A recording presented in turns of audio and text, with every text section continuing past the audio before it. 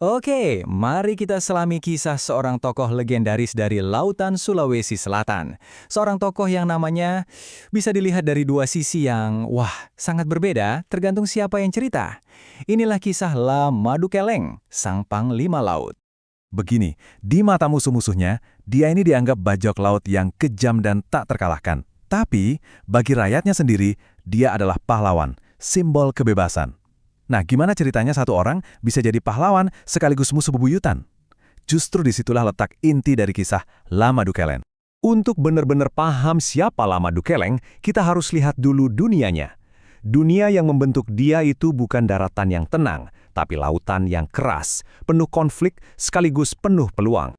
Di masa itu, di era kerajaan-kerajaan Bugis Makassar, perairan ini tuh ibarat urat nadi kehidupan.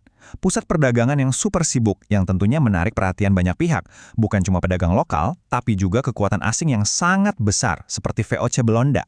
Nah, dari laut kita bergeser sedikit ke darat, ke tanah kelahirannya, Wajo. Karena di tengah perebutan kekuasaan inilah lahir sebuah budaya yang sangat khas yang jadi kunci untuk memahami setiap langkah yang diambil Lamadukeleng.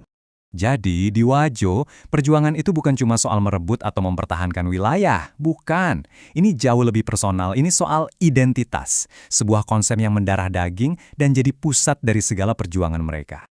Dan disinilah kuncinya, konsep harga diri. Ini bukan sekedar gengsi pribadi ya, tapi martabat kolektif sebagai sebuah bangsa. Buat orang Wajo, kalau harga diri ini diinjak-injak, itu adalah alasan untuk bertarung habis-habisan. Inilah mesin penggerak di balik semua aksi Lamadukeleng. Lamadukeleng tumbuh besar dengan nilai-nilai ini. Keberanian, kesetiaan, itu sudah jadi bagian dari dirinya.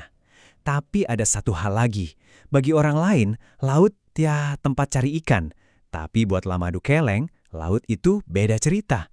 Ombak, badai, selat yang sempit, itu semua adalah sekutunya, senjatanya. Tapi ya namanya juga kisah pahlawan, seringkali nggak dimulai dari kemenangan kan?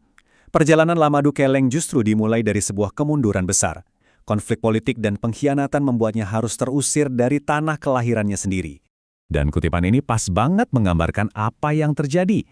Alih-alih hancur lebur karena diasingkan, dia justru mengubah nasibnya. Pengasingan itu menjadi awal dari sesuatu yang jauh lebih besar. Selama di perantauan, dia nggak diem. Dia berlayar dari satu pelabuhan ke pelabuhan lain, menyatukan orang-orang, membangun aliansi, dan perlahan-lahan membentuk armada lautnya sendiri. Reputasinya sebagai sosok yang berani dan cerdik menyebar dari mulut ke mulut di setiap pelabuhan yang ia singgahi. Setelah bertahun-tahun membangun kekuatan, akhirnya waktunya tiba. Lamadukeleng kembali. Tapi kali ini dia bukan lagi orang buangan yang lari, melainkan seorang panglima perang dengan satu tujuan yang jelas, merebut kembali kehormatan negerinya. Strateginya itu cerdas banget. Dia nggak langsung serbu kampung halamannya. Nggak. Dia lumpuhkan dulu kekuatan lawan satu persatu. Dia serang kapal-kapal VOC dan sekutu-sekutunya, memotong jalur perdagangan mereka, dan secara efektif mencekik kekuatan yang selama ini menekan Wajo. Kemenangan terus diraihnya, sampai-sampai ia dijuluki penguasa laut. Kenapa? Karena dia paham betul, siapa yang menguasai laut, dialah yang menguasai jalur perdagangan, suplai, dan pada akhirnya kekuasaan itu sendiri. Tentu, lawannya ini bukan kaleng-kaleng. VOC itu raksasa, kapal lebih besar, senjata lebih canggih. Tapi, Lamadukeleng punya sesuatu yang nggak bisa ditembak pakai meriam, semangat membara dari orang-orang yang berjuang bukan untuk emas, tapi untuk harga diri mereka. Jadi, apa artinya semua ini pada akhirnya? Kemenangannya, yang membuatnya diangkat jadi Arung Singkang atau penguasa Wajo, itu dampaknya lebih dari sekedar urusan politik, jauh lebih dalam dari itu. Ingatkan soal harga diri tadi? Nah, inilah puncaknya. Kemenangan ini adalah momen pemulihan martabat mereka sebagai sebuah bangsa. Sebuah pesan yang sangat jelas ke seluruh dunia, Wajo tidak dilahirkan untuk tunduk. Kisah Lamadukeleng ini abadi karena pelajarannya itu, relevan banget sampai sekarang. Bahwa orang yang terbuang bisa kembali jadi penentu sejarah. Bahwa kebebasan itu nggak dikasih, tapi direbut.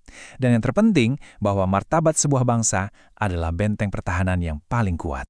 Pada akhirnya, warisan Lamadukeleng mengingatkan kita pada sesuatu yang sangat kuat. bahwa sejarah akan selalu punya tempat istimewa untuk mereka yang, meskipun melawan arus yang deras, berani berdiri tegak dan menolak untuk tunduk.